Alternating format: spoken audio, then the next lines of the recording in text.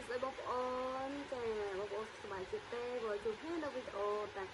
ក្នុងការបង្ហាញសត្វព្រាបមាន់ជួយបងប្អូនទស្សនាសាជាថ្មីចាបងប្អូនឆ្ងល់អត់ថាមិនសត្វព្រាបមាន់ពណ៌សនេះមិននៅក្នុងទ្រុងវិញទេបងប្អូនចាដោយសារតែខ្ញុំយកវាទៅដាក់ក្នុងទ្រុងធំទៅវាអត់ពងបងប្អូនចាដល់ពេលចុះ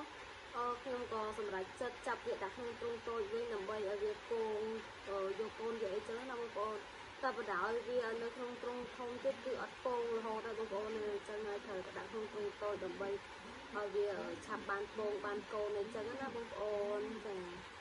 ហើយនិយាយរួមពេលដែលខ្ញុំយកមកដាក់ក្នុងទ្រុងទូចនេះមកគឺវារទៅក្នុងសបុកវាចូលទៅក្នុងសបុករពងបងប្អូនចាបែរជាដូចថាថ្ងៃទៀតប្រហែលជាវាអាចពងហើយបងប្អូនណាចាព្រោះនៅក្នុងទ្រុងធំខ្ញុំសង្កេតមើលវាគឺវាអត់ពងបដៅបងប្អូនចាដាក់ទៅ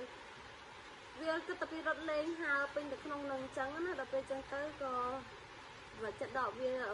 កមកទ្រុងតូចនេះវិញហើយសល់មកគូទៀតតែកូនព្រាបមាន់ដែលញាស់ក្រោយនោះគឺខ្ញុំដាក់នៅក្នុងនឹងតមកគូទេចាបងប្អូនវាមាន់ពណ៌សហើយនៅប្រភេទគឺយើងយកមកដាក់ក្នុងទ្រុងតូចអស់ហើយបងប្អូនណាចាទុកដើម្បីឲ្យវា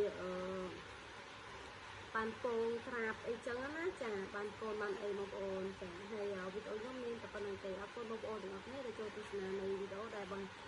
ង្ហាញពីការរស់នៅចាការចិញ្ចឹមរបស់សត្វព្រាបមាន់របស់យើងខ្ញុំចាបងប្អូនស្រឡាញ់ចូលចិត្តវីដេអូរបស់យើងខ្ញុំសូមបងប្អូនចុច Subscribe Channel YouTube ខ្ញុំម្នាក់មួយផងអរគុណសូមជម្រាបលា